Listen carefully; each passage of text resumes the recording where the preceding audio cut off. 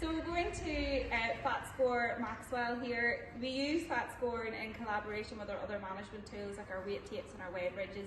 And the reason we do that is because it's a more hands-on approach, so we can actually feel the adipose tissue and the fat deposits across the regions of the body. So when we're fat scoring, we divide our horse into 3 sections. From the neck then to the shoulder, from the shoulder across the flank area, and then the flank area to the hind end, the point of buttock. So starting off at the front end, we're taking a wee look. We're feeling for main areas across the neck here, this cresty neck.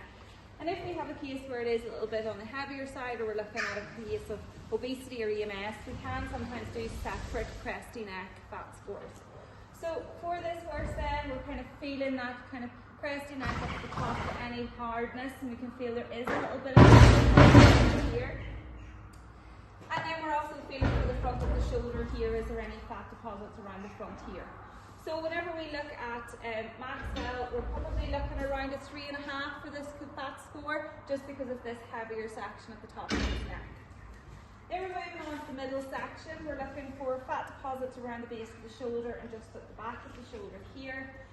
Areas at the top of the back, and if we can feel across the ribs. So I can actually feel the ribs in here, but we do have some fat deposits here and a little bit up at the top of the back here. So again, we're probably on that 3.5, maybe verging to the 4 across this section.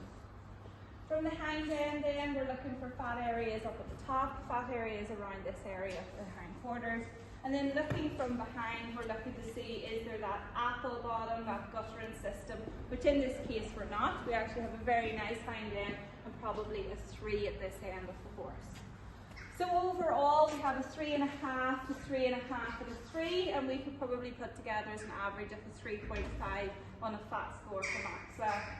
Gauging that this horse is on box rest as well, it's a very good fat score for him, and we'll keep monitoring that to make sure he doesn't go on the heavier side, and we want him to be kind of reducing down as he comes out the other side of his box rest.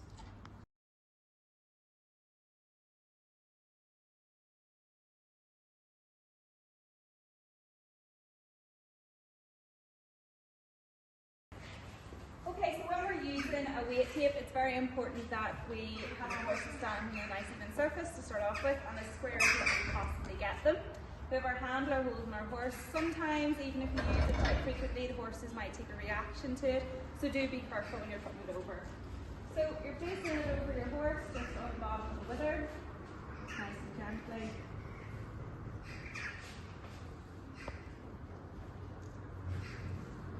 And then going underneath to grab the end of the tape.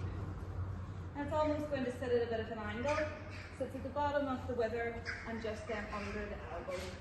You're going to then pull it up nice and tight and then read your number that it's on. So here it's saying that this horse is 603 kilograms. We already know then on its weight tape that it was over the 603 on the weight scale, so it gives you a wee bit of an idea of how inaccurate it can be, but it's very handy when it comes to monitoring weight fluctuation. So if we put the weight tape on him next week and it says that it's say 580 or 560, then we know it's starting to go down. If it's over the 600, then we know we're going up. So quite helpful for those types of things.